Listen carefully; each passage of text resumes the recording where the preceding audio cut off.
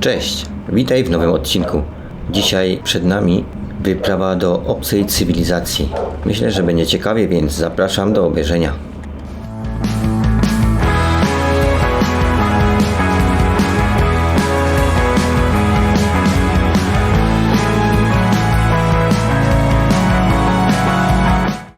Jak pewnie wiesz, jesteśmy w Gruzji, dokładnie w Tbilisi, stolicy tego kraju.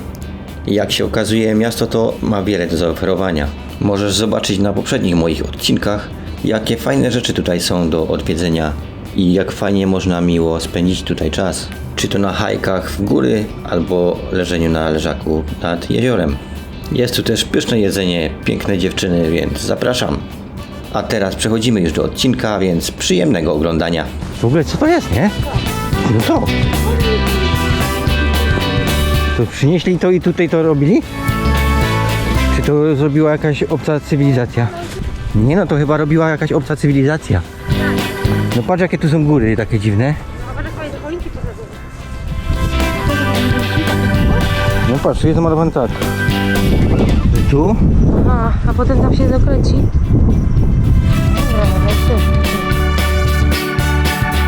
Nie byliśmy pewni co do wskazań nawigacji, ale wyglądało na to, że idziemy w prawidłową stronę. Jak wiadomo, obca cywilizacja, czyli kosmici, potrafią ukrywać swoje położenie. Trzeba więc było zdać się na intuicję. Do podjętej decyzji przekonywał fakt, że po prawej stronie widać nawiedzony dom.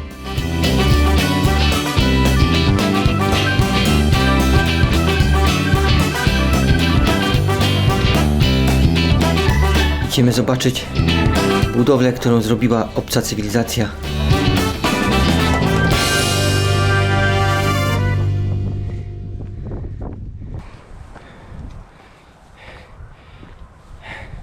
Strasznie męczące to jest.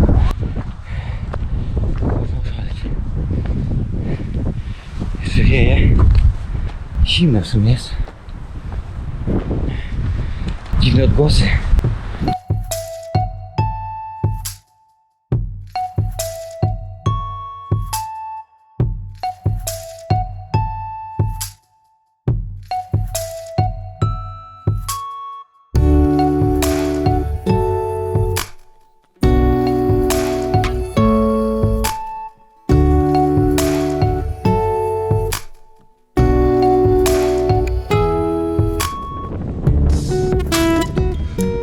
Zaraz umrzemy.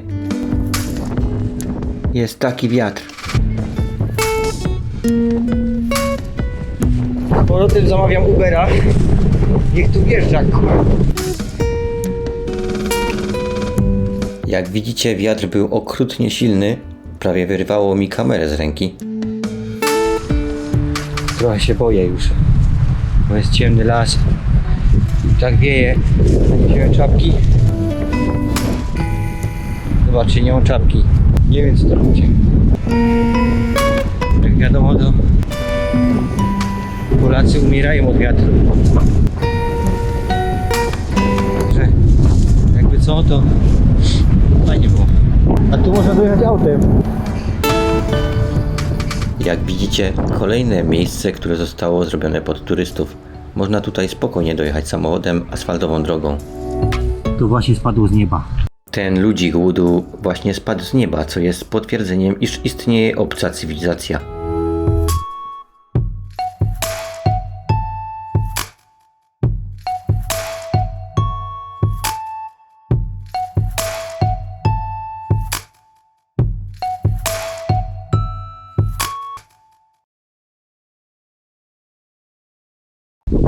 Jesteśmy na miejscu. Przede mną jakaś dziwna budowla zbudowana przez obcą cywilizację. Patrzcie. Chyba nie wiedzieli, jaki wybrać styl. Starożytni obcy czy starożytni grecki. I oczywiście schody. To co kocham.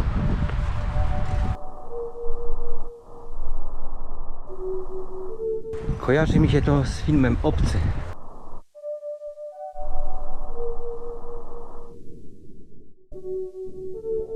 Dotarliśmy na miejsce. Jak widać, budowla jest kolosalna i robi nieziemskie wrażenie. Ciężko wręcz uwierzyć, że jest to konstrukcja zbudowana przez człowieka. Ponadto zapada zmrok, co dodaje tajemniczości temu miejscu.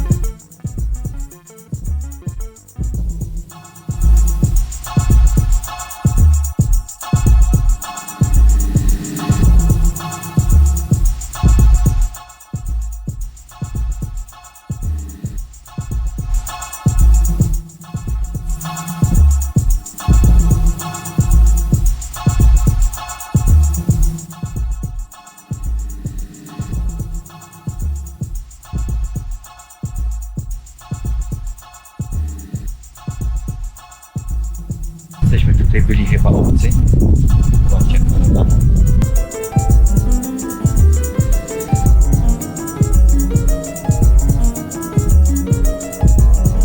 Jedno mogę powiedzieć, człowiek wśród tych wielkich głazów czuje się bardzo malutki.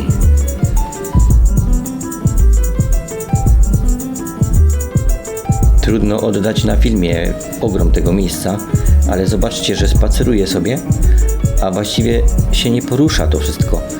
Czyli jest to tak ogromne, że aż trudno sobie wyobrazić.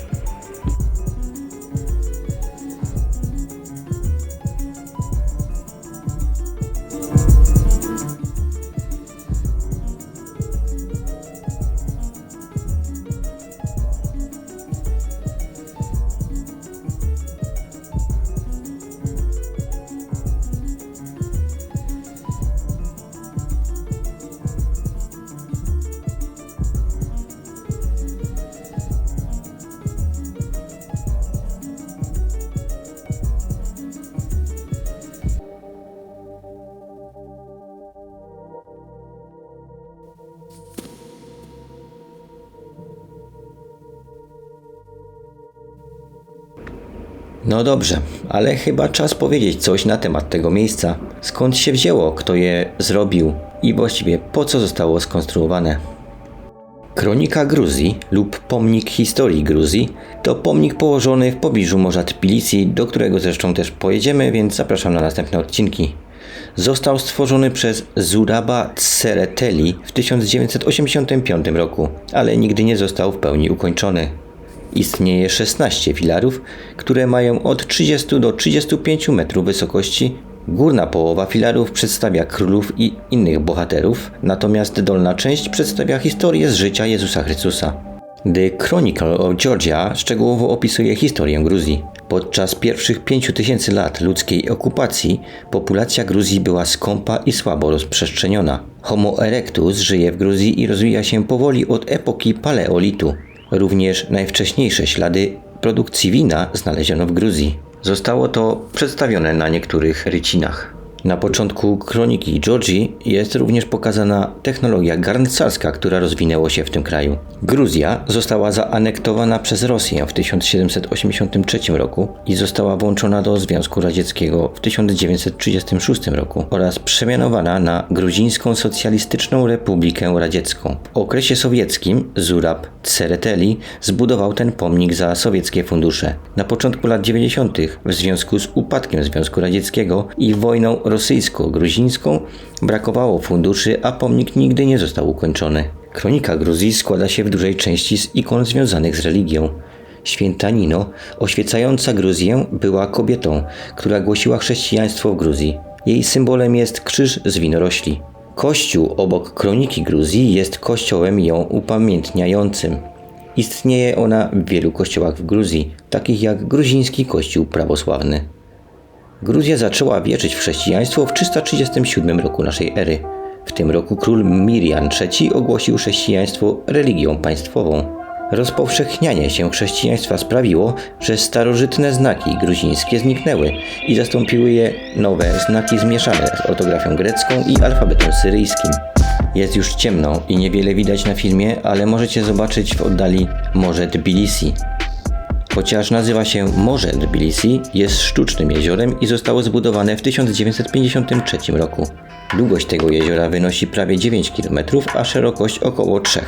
W najgłębszym miejscu jezioro ma 45 metrów. Film o tym jeziorze pojawi się wkrótce na moim kanale, więc zapraszam do subskrybowania i odwiedzania go częściej. Dzięki!